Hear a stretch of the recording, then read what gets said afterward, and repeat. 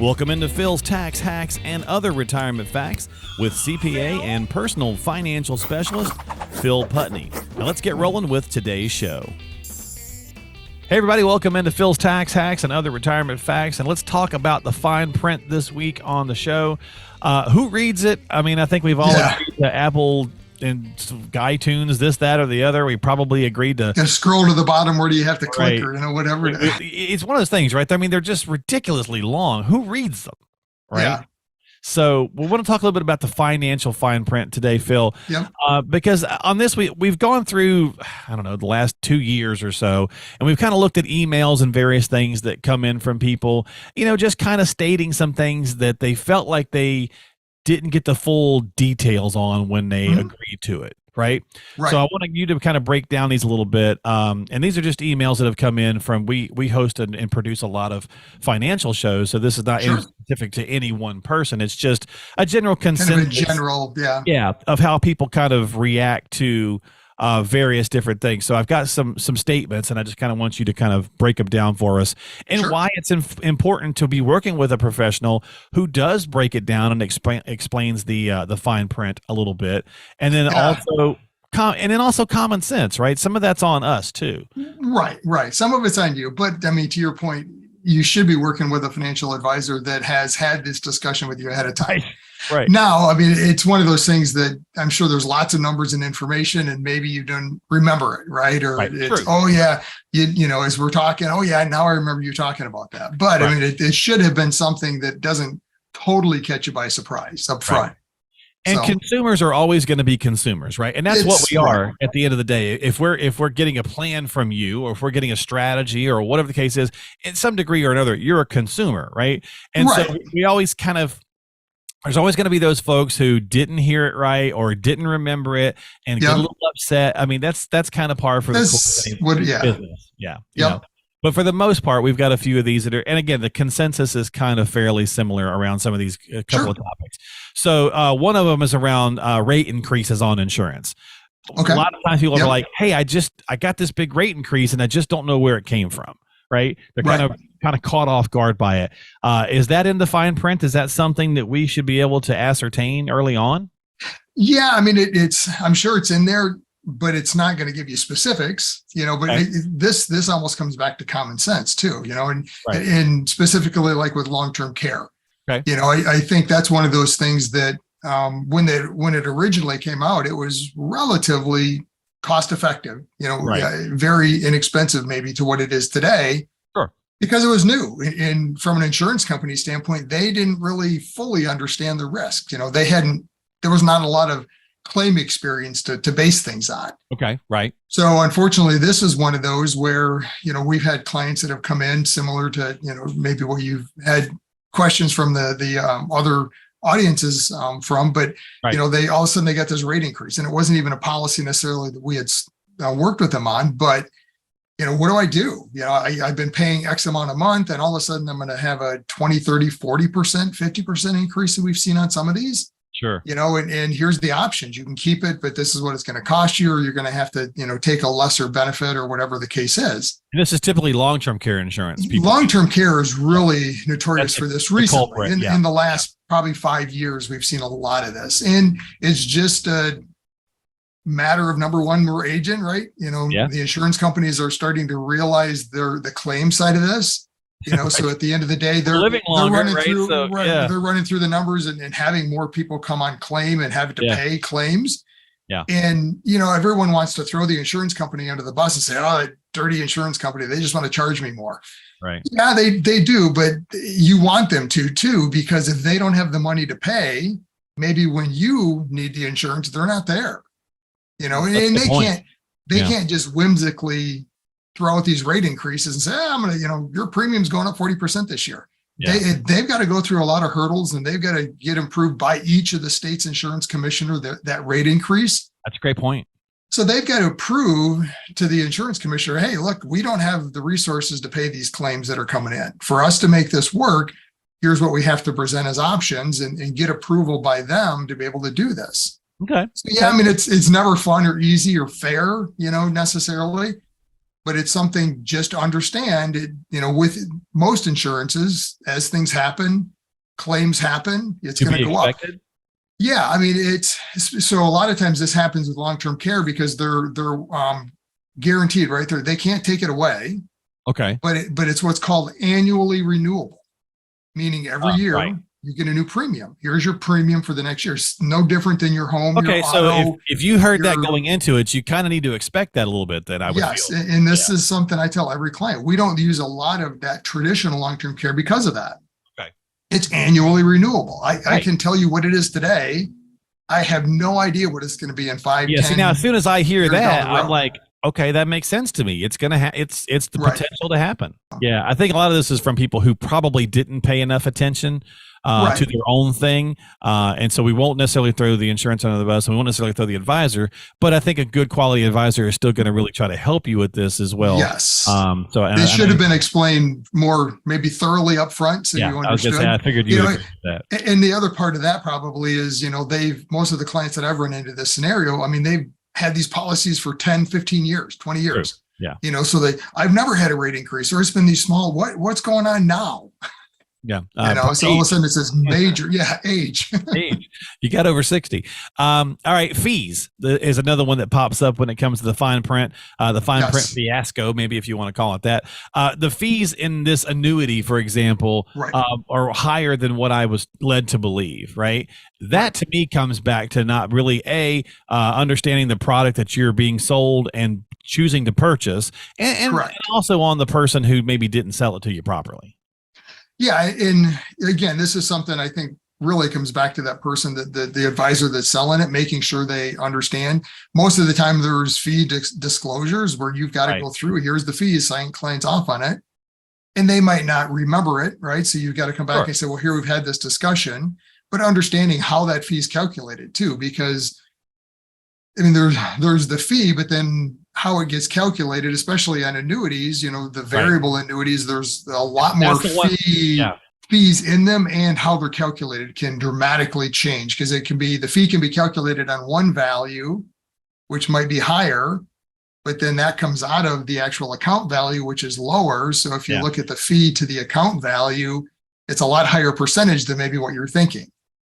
Yeah, and the variable one, I think, is the one that burns most people too, and that's where variables are where most and of it's the right fees there. are. It's there. I mean, It's if you don't think about it when you hear the term variable, I feel like again that's kind of on us as the consumer to not be upset about the fine print when you didn't think this through.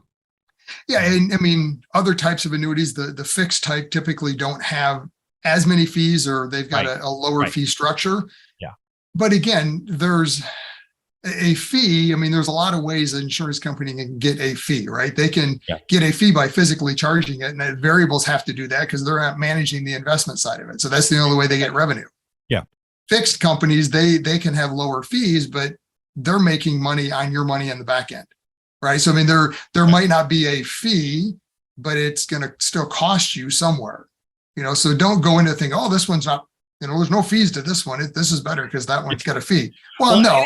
Insurance company's making money somewhere, right? You just got to understand it. And anytime I hear that there's no fees, I'm like, come on, really? Like, this is not no one does this for free.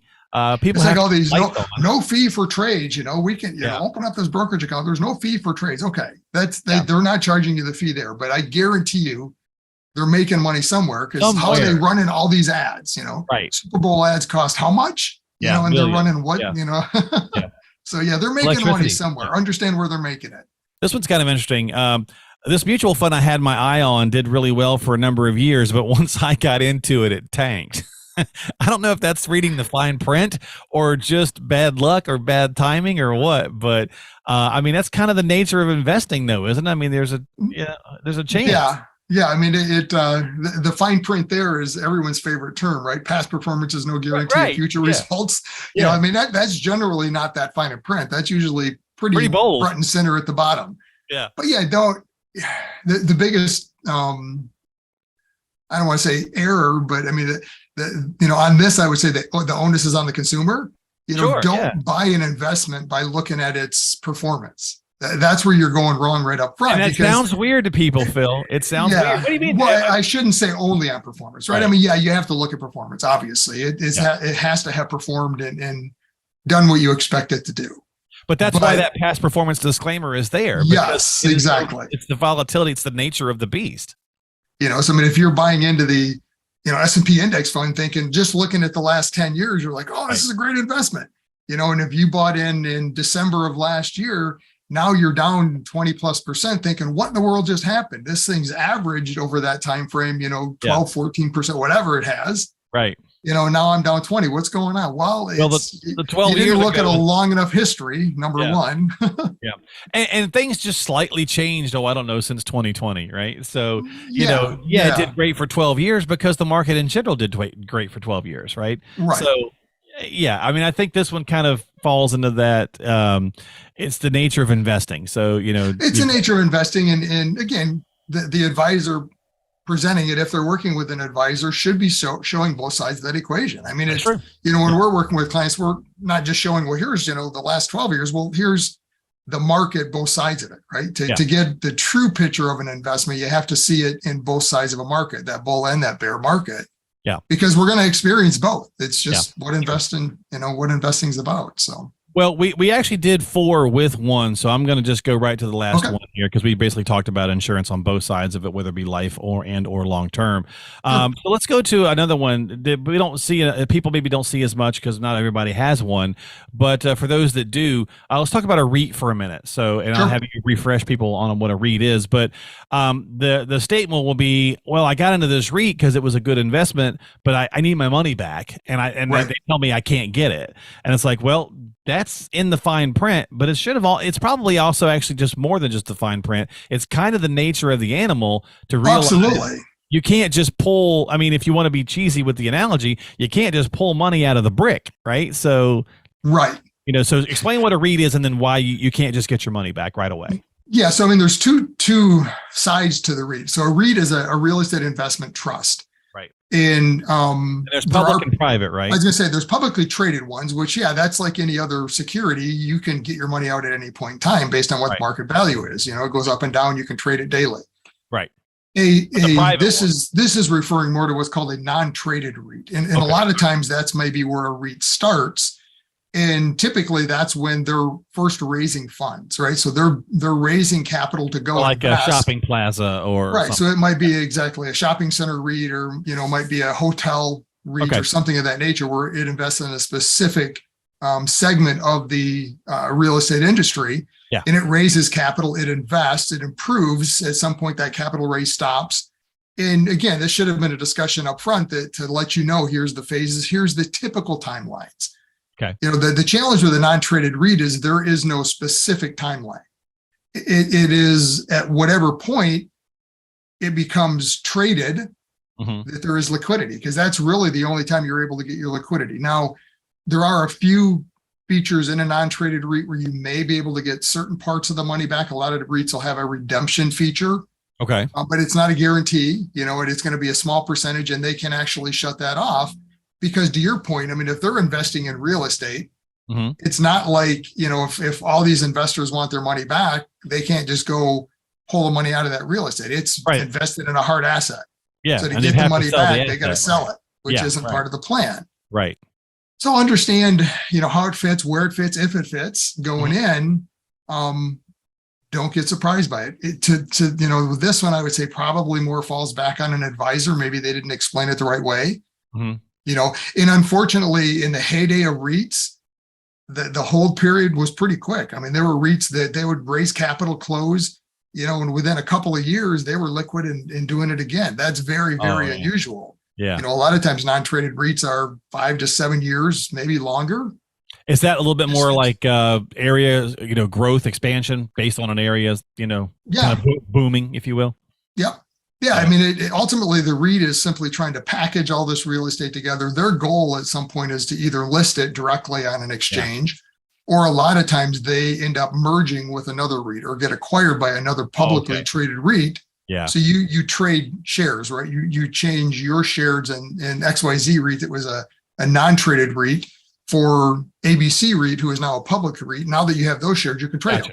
Okay. So that's kind of the more common liquidity event, they call it. So, yeah. Okay. So our lesson basically today is just, look, regardless, we should all be reading the fine print. I get it that some of this stuff is incredibly long, right, with various different things.